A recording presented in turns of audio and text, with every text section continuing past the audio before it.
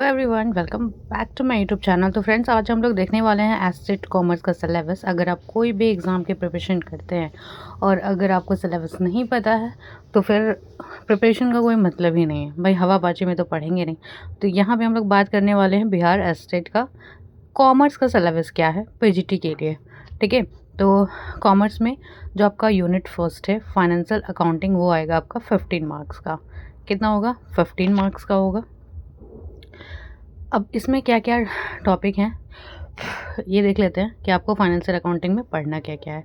देखिए, इसमें आपका basic concept of book keeping and accounting, preparation of subsidiary books of business, preparation of general and ledger, preparation of trial balance, principle of accounting, preparation of final account of trading concern, preparation of final accounting of non-trading concern, single entry system, hire purchase system. ठीक है, और इसका PDF आपको अगर चाहिए तो मैंने Telegram पे ऑलरेडी अपलोड कर रखा है, तो आप वहाँ से जाके इसका पीडीएफ भी डाउनलोड कर सकते हैं। ठीक है, तो क्या हायर परचेज सिस्टम हो गया, इंस्टॉलमेंट पेमेंट सिस्टम है, dissolution of partnership form, case of solvency of a partner. फिर क्या है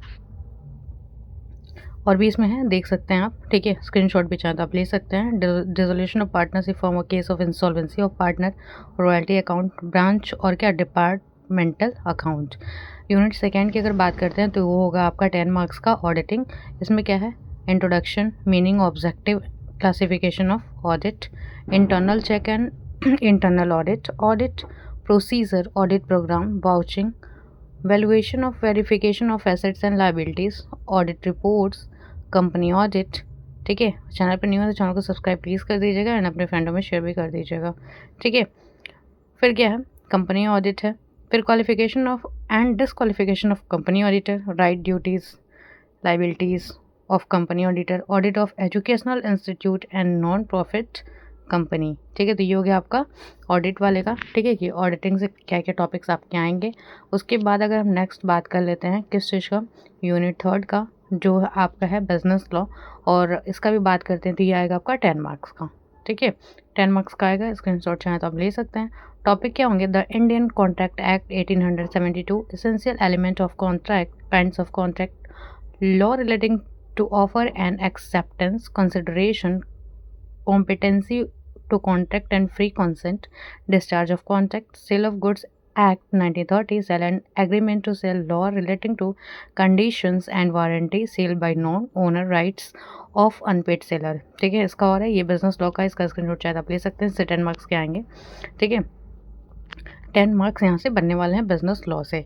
ठीक है, नेक्स्ट देखेंगे इसके साथ कि ये टॉपिक्स तो हैं, इसके साथ और भी हैं, तो उसको भी डिस्कस कर लेते हैं। Indian negotiable instrument act 1881, type of negotiable instrument, the partnership act 1932 भी आपको पढ़ना है। इसमें फॉर्म्स पढ़ना है, right duties liabilities of partnership. ठीक है, मोड ऑफ डिसोल्यूशन। ठीक है, फिर कंज्यूमर प्रोटेक्शन एक्ट 1986, इससे क्वेश्चन पिछली बार बना था, objective machinery for consumer protection, types of consumers. फिर बात कर लेते हैं यूनिट 4 की, कॉर्पोरेट अकाउंटिंग, 15 मार्क्स का होगा ये आपका। इसमें जो टॉपिक्स देख लेते हैं, accounting for share capital and debenture issue. ठीक है, for feature and re issues of forfeited share, redemption of preference share and debenture, preparation of final accounts। ठीक है, amalgamation of companies, accounting for banking company. ठीक है, accounting for insurance company, accounting for depreciation. ठीक है, accounting treatment for internal रिकॉन्स्ट्रक्शंस भी है। तो ये आपके जो हैं ये किसके हैं आपके। फिर नेक्स्ट देख लेंगे यूनिट कॉस्ट अकाउंटिंग का। ठीक है, यूनिट 5th है ये, और ये होगा आपका 10 मार्क्स का ऑलरेडी है। इसमें क्या क्या टॉपिक्स हैं, मीनिंग, ऑब्जेक्ट, स्कोप। ठीक है, relationship with financial accounting, management accounting, methods है, एलिमेंट्स ऑफ कॉस्ट है, pricing of materials issued from store है, क्लासिफिकेशन है, जॉब मीटिंग है, मेथड ऑफ कॉस्टिंग है, यूनिट कॉस्टिंग है, कॉन्ट्रैक्ट।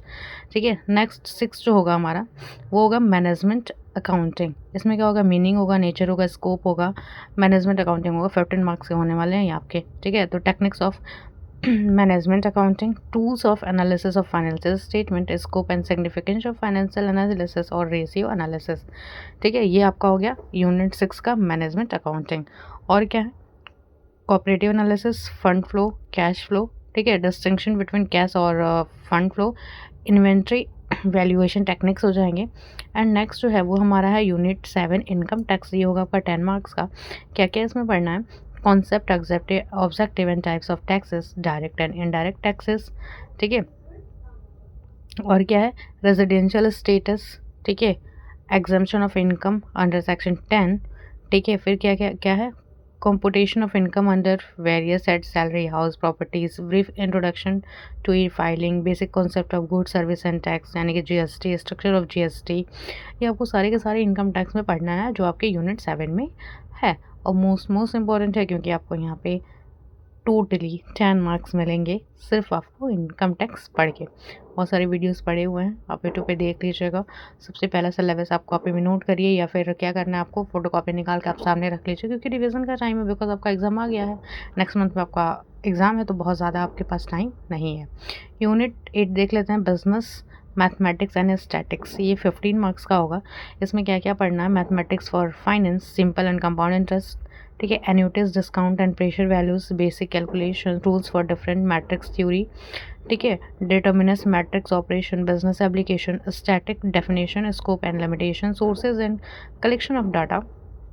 सारे टॉपिक्स आप नोट करते जाना, ठीक है।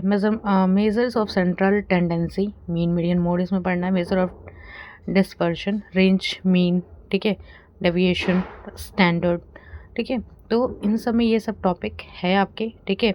एक एक कोरिलेशन है, Carl's Pearson correlation and rank correlation, time series, components of time series, index number होगा आपका, methods of construction and measurement. तो ये टॉपिक आप ध्यान से देख लीजिए, ठीक है, क्योंकि यहाँ पे भी अच्छे खासे मार्क्स इसमें डिसाइड और सिलेबस भी है, तो बहुत ज़्यादा डिफिकल्ट नहीं होना है आपके लिए कि हाँ बहुत ज़्यादा डिफिकल्ट है, एस्टेट नहीं हो पाएगा वगैरह वगैरह, ऐसा कुछ भी ही नहीं है। तो इनकम टैक्स वाला देख लिया आप, 10 मार्क्स का क्या क्या है इसमें, कैसे कैसे है, ठीक है। और उसके बाद से हम लोगों ने क्या देखा? स्टैटिक भी देख ही लिया है, एक बार इनकम टैक्स देखिए। अगर आप अच्छा खासा एक मैराथन क्लास भी कर लेंगे ना यूट्यूब से तो भी आपका बहुत अच्छे से हो जाएगा। बिजनेस मैथमेटिक्स देख लिया आपने, एनास्टैटिक्स जो 15 मार्क्स के होने वाले हैं आपके, ये इसमें सारे के सारे हैं, जिसमें सारे के सारे टॉपिक आपको पढ़ना है क्योंकि क्वेश्चन बनते हैं। स्टैटिक्स भी इंपॉर्टेंट है, इससे भी क्वेश्चन बहुत सारे बनते हैं। मीन, मीडियन, मोड है, ठीक है। मीन डेविएशन है, ठीक है। मेथड ऑफ कंस्ट्रक्शंस हैं। उसके अलावा अगर हम आते हैं आर्ट ऑफ टीचिंग से एंड अदर स्किल से 50 मार्क्स मिलने वाले हैं। आर्ट ऑफ टीचिंग से 30 मार्क्स बनेंगे आपके, ठीक। और अदर स्किल्स जो है वो 20 मार्क्स बनेंगे, यानी कि टोटल बात कर लेते हैं तो कितना मिलना है आपको? 50 मार्क्स यहाँ से मिलना है, तो हल्के में बिल्कुल भी नहीं लेना है। आउट ऑफ टीचिंग में क्या क्या पढ़ेंगे हम लोग? Teaching and learning, meaning, process and characteristics, ठीक है, 50 मार्क्स के लिए।